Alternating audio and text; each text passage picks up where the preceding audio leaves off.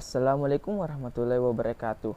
Saya atas nama Ananda Rizky Melasa Putra dari kelas 10 MIPA 3 Sekolah SMA Negeri 5 Parepare.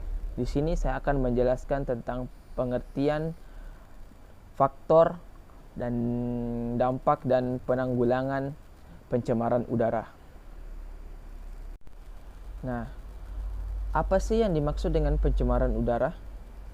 Pengertian pencemaran udara atau polusi udara adalah suatu keadaan di mana terdapat substansi fisik, biologi, atau kimia di lapisan udara bumi, atmosfer, yang jumlahnya membahayakan bagi kesehatan tubuh manusia dan makhluk hidup lainnya. Nah, kita lanjut. Faktor pencemaran udara. Polusi udara yang terjadi di bumi terjadi karena berbagai faktor, baik karena faktor alami maupun faktor manusia. Sebagian besar pencemaran udara di bumi ini terjadi karena faktor manusia.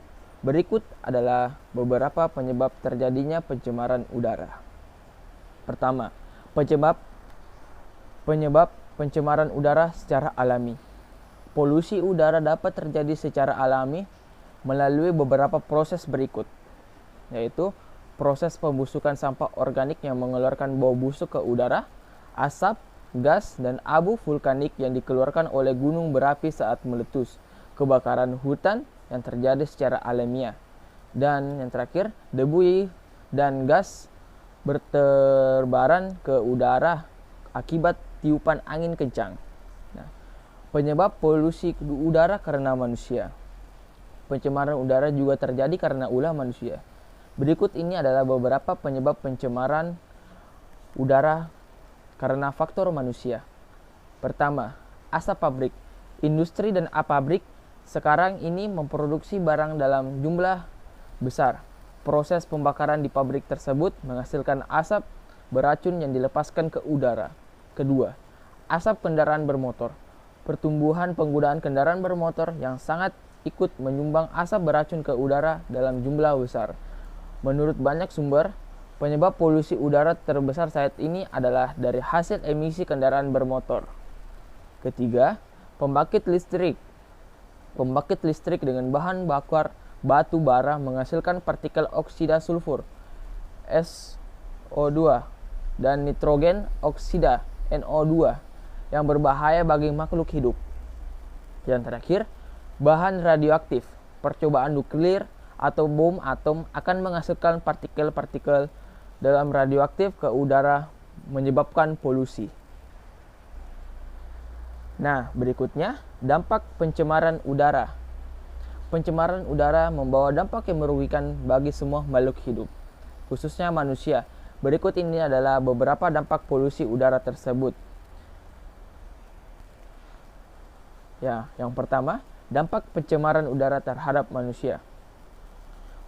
Mengakibatkan terjadinya gangguan pernapasan bagi manusia karena oksigen tercemar oleh senyawa berbahaya, menyebabkan terjadinya masalah pada kulit manusia, misalnya kulit kusam, keriput, flek hitam, bahkan kanker kulit.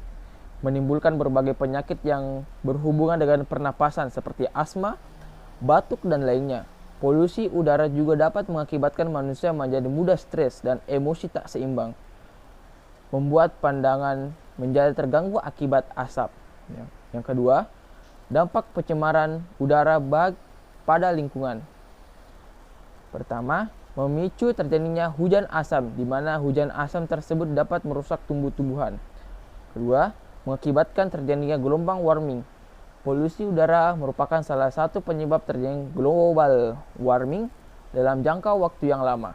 Pencemaran udara juga dapat mengakibatkan pertumbuhan tanaman menjadi terganggu. Udara yang kotor membuat tanaman mudah terkena penyakit, misalnya klorosis, nekrosis, dan bintik hitam. Nah, yang terakhir, penanggulangan pencemaran udara. Pencegahan dan penanggulangan pencemaran udara dapat dilakukan jika manusia bekerja sama melakukan aksi penanganan polusi. Beberapa hal yang bisa dilakukan oleh manusia untuk mencegah dan menanggulangi masalah pencemaran udara diantaranya, yaitu pertama, tidak melakukan pembakaran dan atau penebangan pohon-pohon di hutan dengan sembarangan. Pohon-pohon di hutan merupakan sumber oksigen bagi makhluk hidup. Kedua, memanfaatkan energi alternatif yang ramah lingkungan, misalnya tenaga surya dan biogas. Ketiga, menggunakan kendaraan umum massal dan mengurangi penggunaan kendaraan pribadi untuk meminimalisir terjadinya polusi akibat emisi kendaraan bermotor. Keempat, menciptakan jalur hijau di perkotaan dengan menanam pohon-pohon di tempat-tempat tertentu agar udara yang tercemar dapat diserap melalui proses fotosintesis. Kelima, menghindari melakukan uji coba nuklir secara masif untuk mencegah pencemaran udara oleh radioaktif. Keenam, melakukan penyuluhan kepada masyarakat umum tentang pentingnya menjaga kelestarian lingkungan. Selain itu, perlu dilakukan aksi nyata, yaitu membuang sampah pada tempatnya dan membersihkan lingkungan. Ketujuh, mengurangi penggunaan bahan bakar fosil untuk membangkit tenaga listrik, industri, dan rumah tangga. Ini akan mengurangi polutan yang terlepas ke atmosfer. Ke atmosfer ya. Nah, demikianlah penjelasan ringkas tentang pengertian pencemaran udara, penyebab polusi udara, dan dampak pencemaran udara, dan cara pencegahan dan pengurangan polusi udara. Semoga bermanfaat. Saya pamit. Assalamualaikum warahmatullahi wabarakatuh.